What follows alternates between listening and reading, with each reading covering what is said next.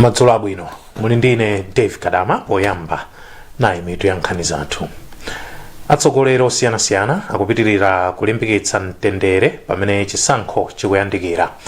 Malawi Civil Society Black Economic Empowerment Movement yalangiza boma kuti lionetsetse kuti alimi akupeza fetereza otsika mtengo mosavuta. Ndipo mu nkhani zina mabungwe atsindika kufunikira kwa ungwiro m'maganizidwe pakati pa chinyamata. Tili ndizi ndi zina zambiri, tiyeni tikhale limodzi.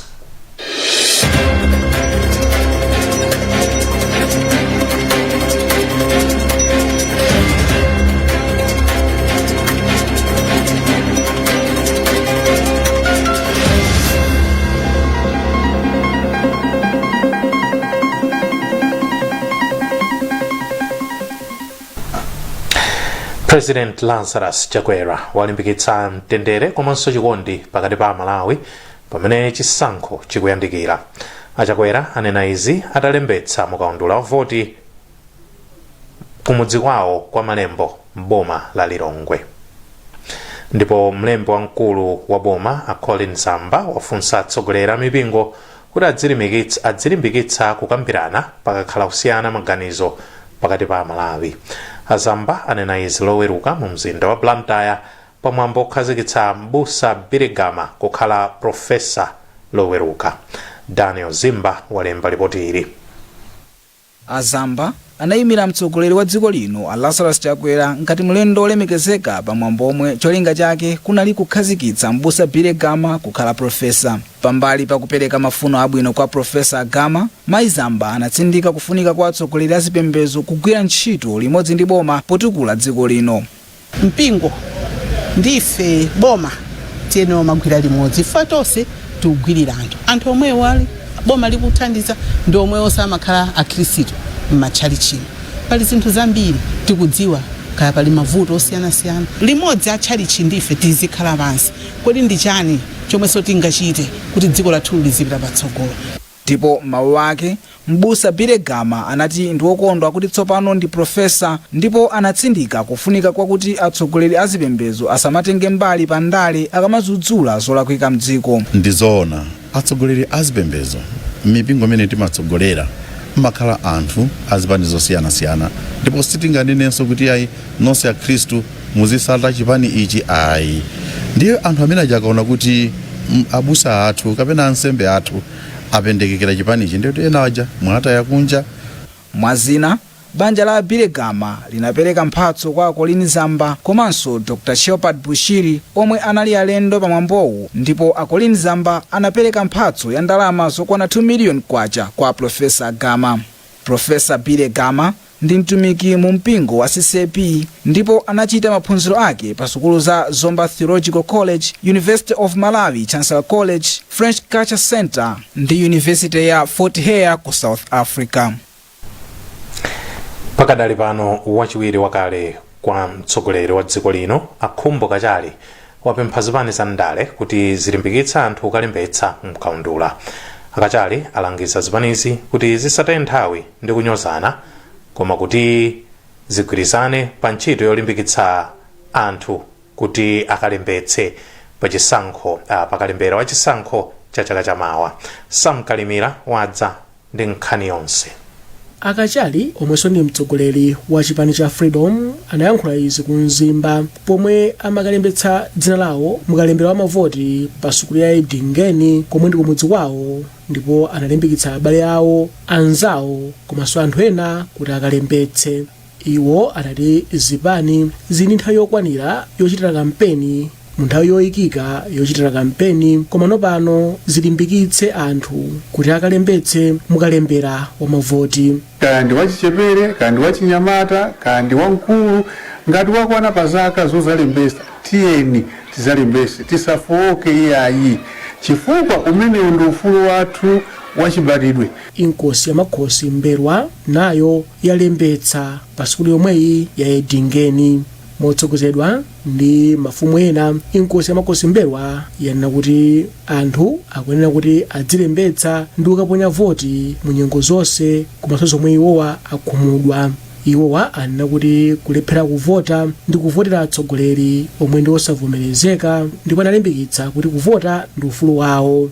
wina aliyense ndi udindo wake, ndipo akuti pakuyeneka kukwanirisa kubwera kusapanga register, kusapanga nawo kalembera, akaphonya kalembera sazakhala ndi mphamvu yawo yozavotera nthawi yovota ikakwana chaka chamawa. Mmodzi mwa akuluakulu a MEC omwe akuyendetsa kalembera kumwera kwa boma la Mzimba, Carol Panda, anati kalembera wayamba bwino ku dera la Edingeni ndipo palibe mavuto ambiri omwe aoneka. Gawo lachitatu la kalembera wa mavoti likuchitika maboma a Mzimba, Lilongwe, Mangochi, Chikwawa, Msanje komanso Mwanza, ndipo lidzatha pa 11 Disembala chaka chino. Malawi Civil Society Black Economic Empowerment Movement yapempha boma kuti lionetsetse kuti alimi akupeza fetereza otseka mtengo mosavuta.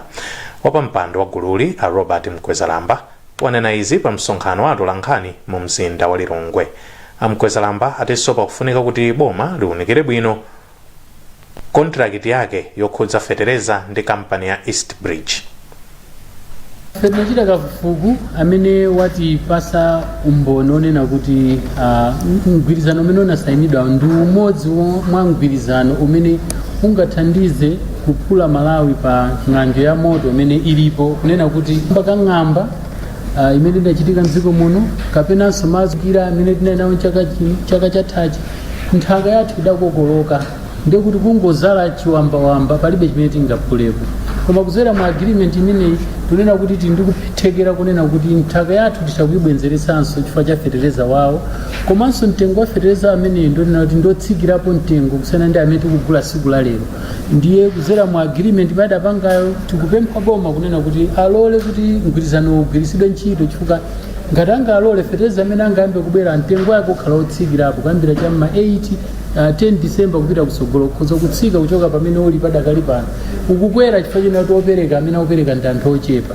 Komanso kuonjezerapo tuna kuti fetereza sali kutali ali kuoloka malire a dziko lino ndi Zambia kumene akupezeka kuti akagwirizana zonse zofunikazo apezeka fetereza amene.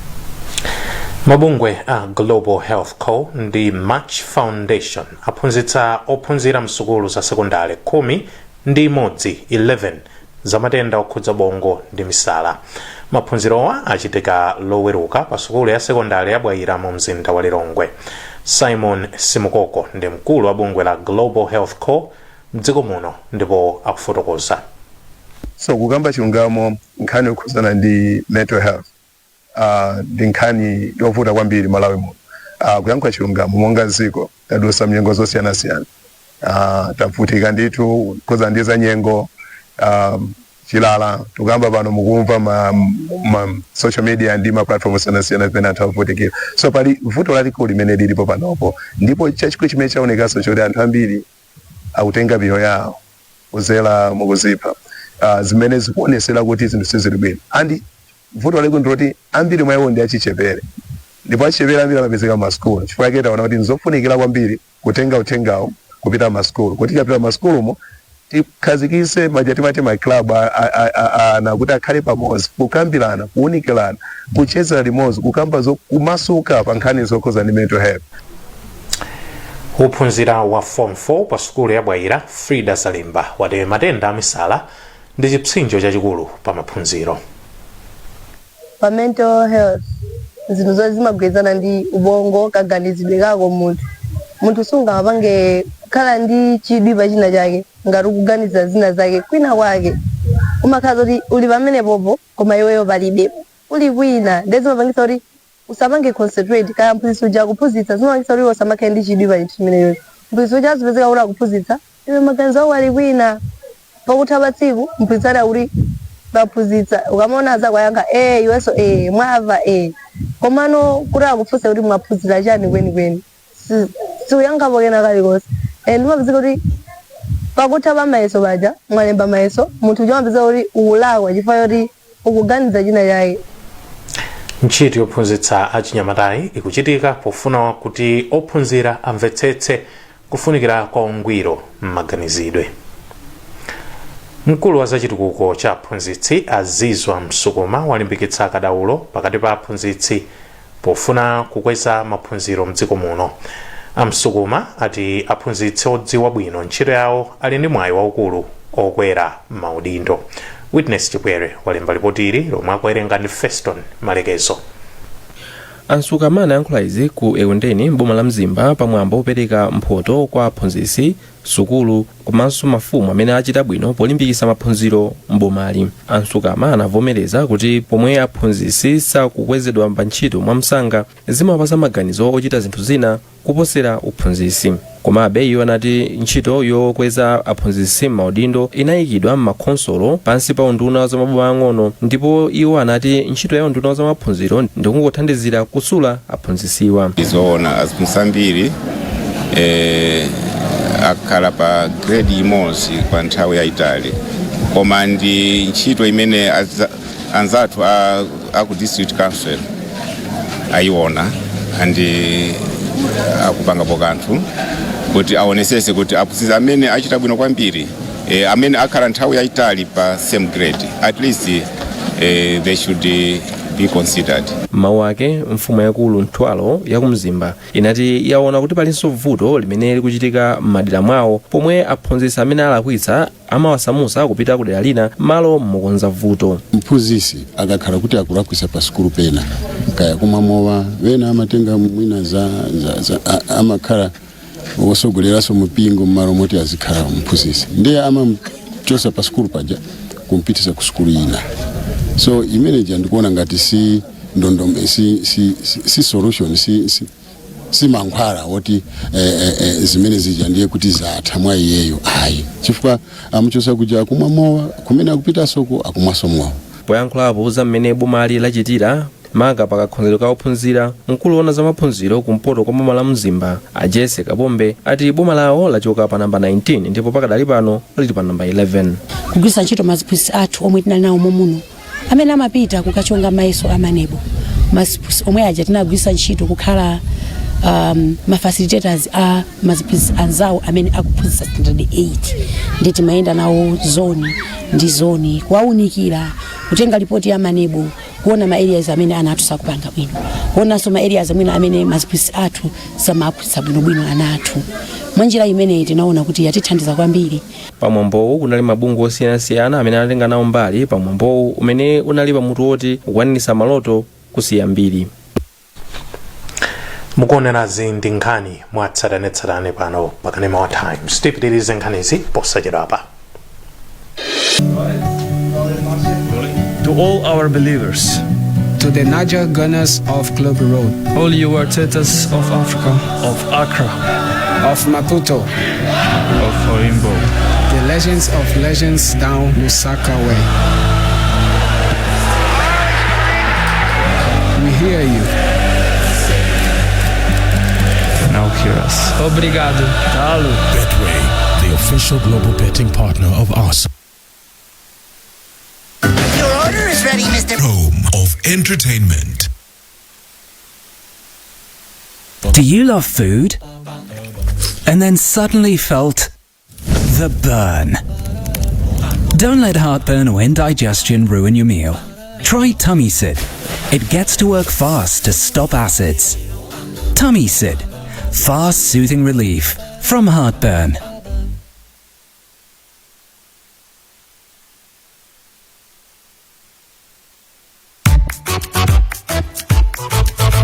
Hi, little one. What seems to be the matter?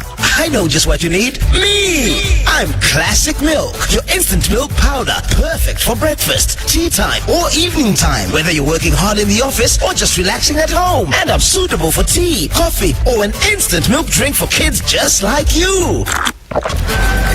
Yes! That's exactly how I make you feel. Classic instant milk from Rab Processors. Full cream milk powder for the whole family.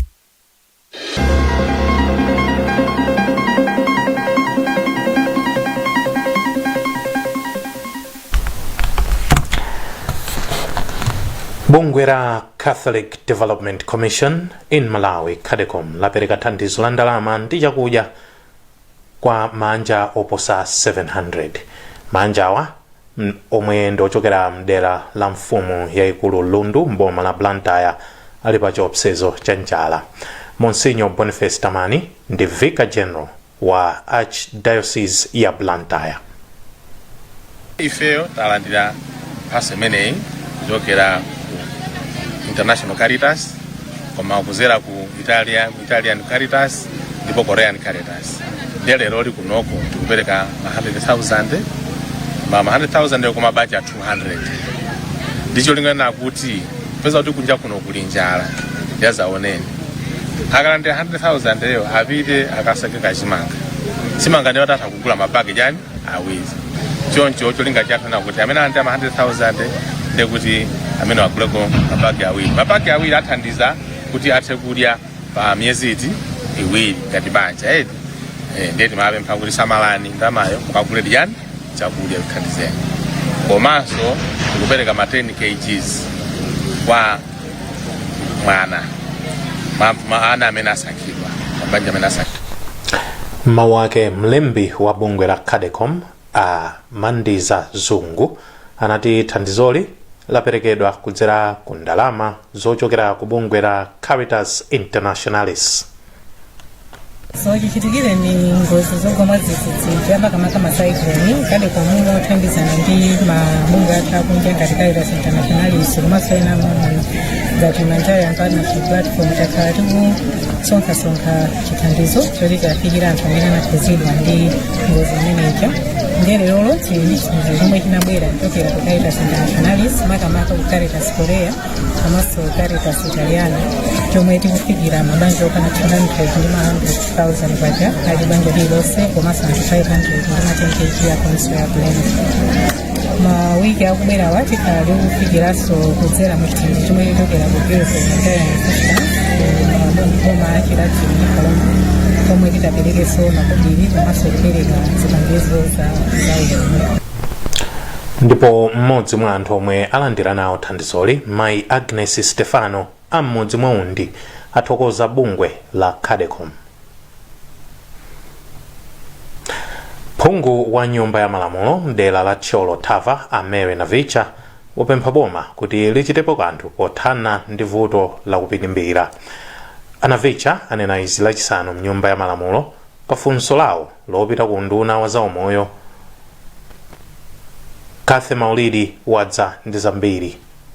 Navicha ati vuto la kupinimbira ndi vuto lalikulu kuno ku Malawi, kotero pali kufunika kuti nduna wa zaumoyo udzika kwambiri chidwi kuonetsetsa kuti wathetsa vutoli. Kuli njala yayikulu m'dziko muno maboma onse ndipo njala imeneyi yakudzalese kuphatikiza kwa ana ang'ono. Chopsa kwambiri chiona kuti ana ang'ono pamene akudutsa mu njala iyi ndi kumatupikana zimayambitsanso mavuto a nthenda zina mthupi lawo, zimachita affect kukula kwawo ngakhalenso nzeru zawo ndi china chilichonse. Ndiponso pali chiopsezo chiona kuti tikhoza kuluza ana ambiri chifukwa cha njala imeneyi. Ifa njala yatitengera nthawi yayitali ili pakati pathu. Ndeni mapempha nduna kuti mwina utawunikira kuonetsetsa kuti mzipatala zathu zaboma ndi zakumudzi muli tizakudya timene tikhoza kuthandizira ana awawa kuti asatupikane. Poyankhapo pa izi nduna yona zaumoyo akhumbize kandodo chiponda ati nduna wawo wayika kale ndondomeko zoonetsetsa kuti athana ndi vutoli. Ife ku nduna zaumoyo kudzera zipatala zathu zonse ndithu tidaonetsetsa kuti zimenezi zipangizo zimene timagwiritsa ntchito zimene ndi zakudya koma zakudya zake ndi za special zo kuti munthu akamadya mwana tikamapatsa timafuna kuti ndithu masiku ochepa akhale kuti wasintha mphamvu zambobwereramo komanso thupi lamba kubwereramo. Vuto lokula movutikira chifukwa chakusowa chakudya chokwanira kuno ku Malawi ndi lalikulu, ndipo malinga ndi ripoti la UNICEF mchaka cha 2023 ana opyola 62,000 a miyezi yapakati pa 6 kufika pa 59 anali pa chiopsezo kuti atha kukula mosowekera thanzi loyenerera. Kampani ya Vanguard Life Assurance yasainirana mgwirizano ndi sukulu ya Malawi University of Business and Applied Sciences MUBAS. Kudzera mu mgwirizanowu ophunzira adzipeza ukadaulo wa ntchito ukupitiriza maphunziro awo. Mkulu wa kampani ya Vanguard Miriam Moyo wati ntchitoyi yomwe akuitcha Yaza Project ipereka luso la ntchito za insurance kwa ophunzira. mgwirizano umene tasayinana lero ndi skulu ya Mobas ndionena kuti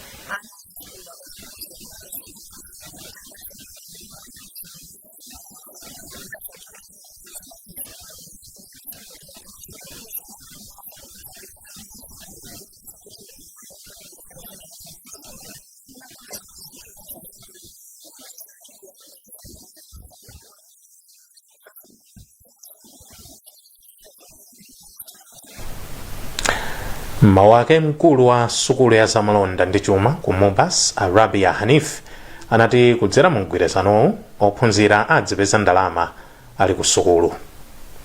Ifeyo ngati a Mobas ndife okonzeka ndithu kuyipitiriza programu imeneyi. Chimene ndinganene nchonena kuti kuthekera kokonza programu iyi kuyambira pachiyambi ngati kuipanga develop tili nako ngati mwathu komanso tili ubale ndi IMRA amene timalumikizana nawo. So kupanga programu imeneyi kuti kuipanga design zimene zozo nzoti ifeyo aini yake ife tikhoza kukwanisa. Komanso kupanga kupita chitsogolo tikuyang'ananso ndi poti zinthu zimasintha. Kukakhala kuyeneka kuti programu iti ipange review kuthekeranso tili nako. Mobas ndi university imene imayankha mayankho kapena imafuna kupanga address zofuna zakunja ukoko. So MRA inatipanga approach ndikutifotokozera pamene akuona kuti pali kuperewera kunjako in terms of customs clearing. Ndi atafika ndife tinakhala nawo pasi nkupanga develop program imene ikuyankha zimene akufuna iwowo mwachidule ifeyo timayankha chimene client amene ali customer kunjako akufuna. Nkhani zathu ndi zomwezi koma tisadasiyane nayinso mitu yake. Atsogoleri osiyanasiyana akupitiriza kulimbikitsa mtendere pamene chisankho chikuyandikira. Malawi Civil Society Black Economic Empowerment Movement yalangiza boma kuti lionetsetse kuti alimi akupeza fetereza wotsika mtengo mosavuta. Ndipo mu nkhani zina mabungwe atsindika kufunikira kwa ungwiro m'maganizidwe pakati pa achinyamata. Kumbukirani kuti mukhoza kupeza nkhani zimenezi ndi zina zambiri kudzera pa makina internet pa www.times.mw, Facebook pa tsamba la Times 360 Malawi, Twitter @Times 360 Malawi, komanso pochita subscribe ku 1895 poimba star 1895 #. Munali ndine Dave Kadama. Madzulo abwino.